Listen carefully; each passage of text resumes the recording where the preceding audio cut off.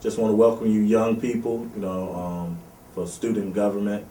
Um, this career is a pretty good career. When we start talking about youth in the Juvenile Detention Center, we have a small detention center. We only have 24 beds. 17 are designated for boys and 7 is for girls. Here at the Juvenile Detention Center, we try to work with our kids to rehabilitate them. We have so many different programs that we put together to try to make, how can I say, a kid come in one way, we want them to go out another way.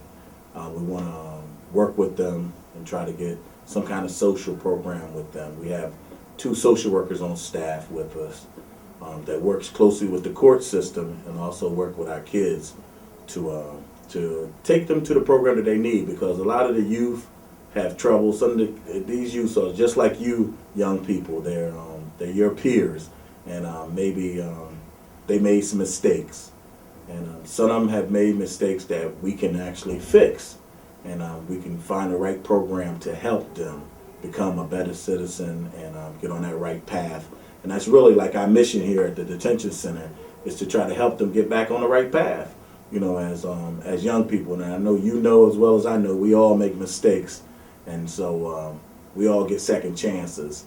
And this is sometimes is my job to make sure that we put the right systems and the right programs together to help the youth to get back to home, get back to their mom, or get into a program that can help them further their career in life, so they can get back on the right path. And that's what we're trying to do here at the Juvenile Detention Center.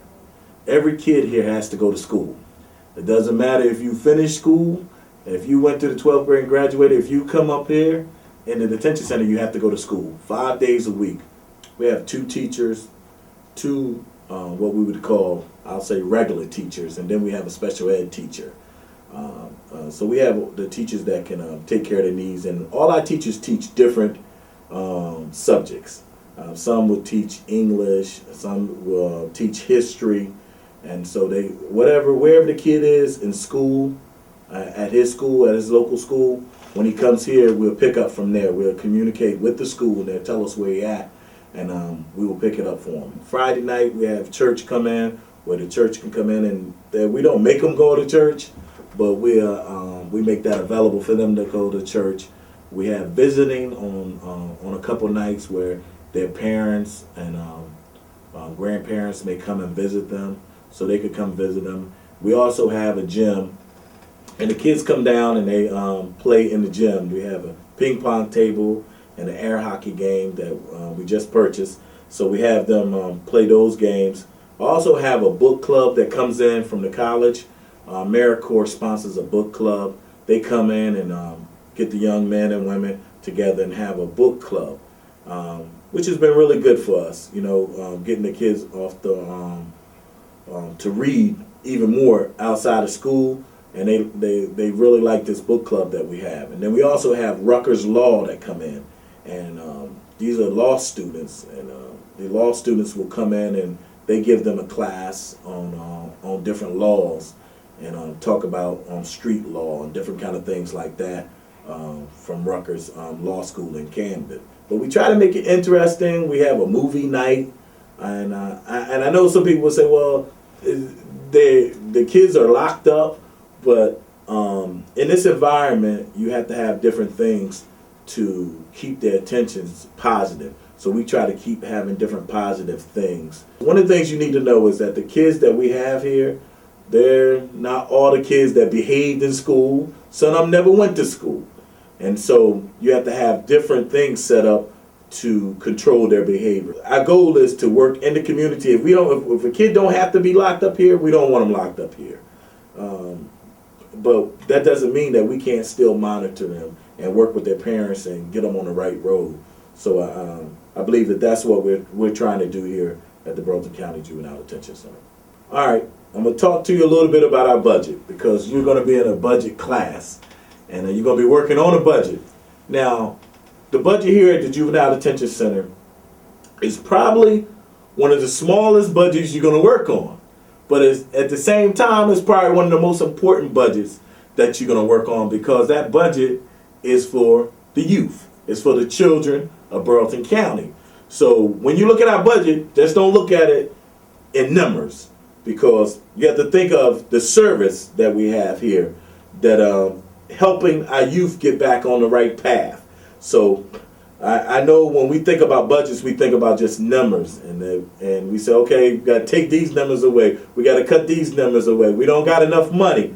But you have to look at the budget when you talk about the Juvenile Detention Center as a service. It's a service to our community to keep our community safe and also keep our children safe. So our budget is about $2 million, a little over $2 million dollars. It's $2,051,000. And this budget, 80% of the budget is for our staff. And another 8% is for the overtime that deals with our staff. Now, it's important to understand that our staff is juvenile detention officers, which they play a big part in taking care of the juveniles 24 hours a day, 365 days a year. And they're trained, went to the academy, graduated from a police training commission academy. But they have to be, they're the children professionals. So most of the money that we spend is for salaries and wages that deal with our staff. And that's why it's so important as the superintendent to make sure that our staff is doing what they're supposed to do, and making the cuts and lowering the minimum as we can. So it's really hard when we think about our budget, because there's not a lot of room to cut anywhere. If 88% of our budget deals with the salaries, then you don't have much left. The rest of our budget deals with the service to the juveniles. Now, when you're dealing with juveniles and you're dealing with kids, we give them everything. We give them their uniforms, we give them their underclothes, we get their hair cut twice a week, sometimes once every month.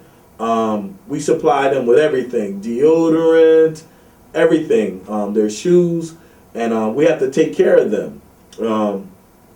3 meals a day, also with a snack.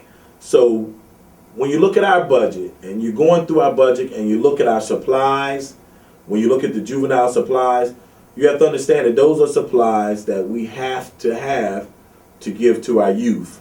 It's also education. We run a full-time school, so there's a educational part of the budget. We pay a certain amount, and the state pays a certain amount of our budget for education.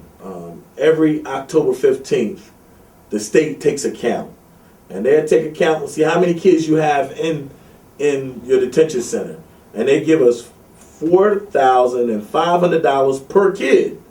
The state will give us towards education of those kids that are there at that time.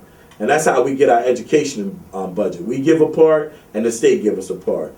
Also, the state also gives us a kickback for meals. Just like at your regular schools, you have reduced lunch, you have free lunch.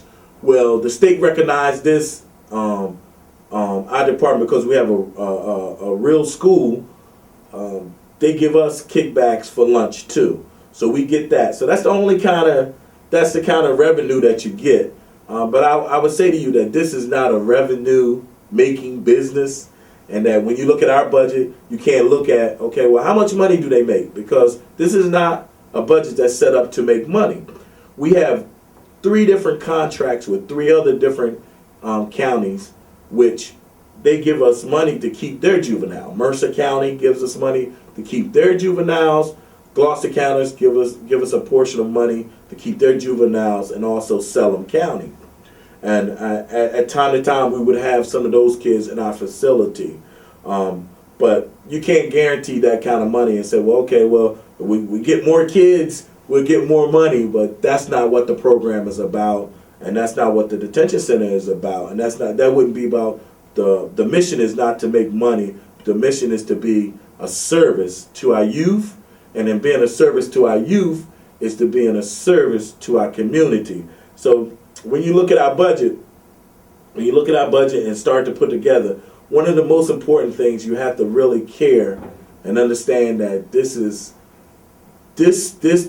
budget, it can be a life-changing budget, that a kid can come and get caught up in this program, and then when he comes out of this program, he can do something different in his life, and that's what the detention centers are set up for. They're not set up for just to warehouse kids and say, okay, every bad kid there is, let's lock them up. So we knew if that was the case, then there'd be a whole bunch of kids locked up. But it's what's wrong with the kid, and how can we make it right, and what kind of program can we put together to make it right. So when you look at our budget, it's a small budget, and there's not a lot of room to cut from, because if you ask me, I would say we probably need more money into our budget. But the Friolos would not agree with me because times are tight, and I understand that times are tight, but I also believe that this service is definitely needed in our county. It's important that the families that have troubled kids have an opportunity to have a detention center like this, where they're able to see the services happening to try to help their child. It's easy to talk about it when it's not your child, but we have to look at every child that comes through the door. We want to try to help them. We hope that it's not a dead end, and we don't want a facility that creates a dead end. So our budget is really important, but as you look at our budget, you'll see the breakdowns, and there's not a lot of movement in our budget. Since I've been here, I've cut the minimum of officers that we have down in certain days because of the amount of population that we have here, to try to save from the overtime. And this year we really have saved a lot in overtime. So there's some ways to try to make some movement with your budget, but there's not a lot of room because most of it is salary, and the salary is based on the contractual agreement with a union. So there's not too much room that you can do, but you can try to cut some of the overtime, and that's what I've been doing since I've been here, is trying to cut the overtime, but also keep the same service. I don't want to cut no services, because I believe that sometimes that this detention center can be the last and sometimes the first chance for someone to get an opportunity to change their lives. And when I think about the children of Burlington County, I take it serious. And when they come through this door, I want to have everything in place to be able to treat them properly and take care of them properly, so we can try to get them back on the road that you young people are on. That you want to be a part of youth and government, but we want some of these kids to come out of here and do that too. There's many people and many examples of kids that started off like some of the kids in here, and they turned out just as good as you kids that are here looking at this and get ready to work on this budget. So that's our mission here at the Juvenile Detention Center. So when you take a look at our budget, and like I said, it's not the biggest budget, but I really believe that it's one of the most important budgets because it deals with the youth, and I believe that the youth is our future. And just like you young people that are looking at this now, I think you're our future. But I also think that these kids that are here are our future too, and that we can change their lives and get them right on the right path too. You can work like I've been working all year to try to figure a way to cut down the budget some, but still keep the service. Keep service number one when you start to look at the budget, because this is not a money-making operation, but it is a service to our community, to keep our community safe and also keep our children safe at the same time. I'll see you there, and we can look over the budget, and if you have any questions at that time, I hope that I'm able to help you, and I hope that this introduction will help you in preparing to get ready for the budget, and also show you how serious putting a budget together is for the Juvenile Detention Center.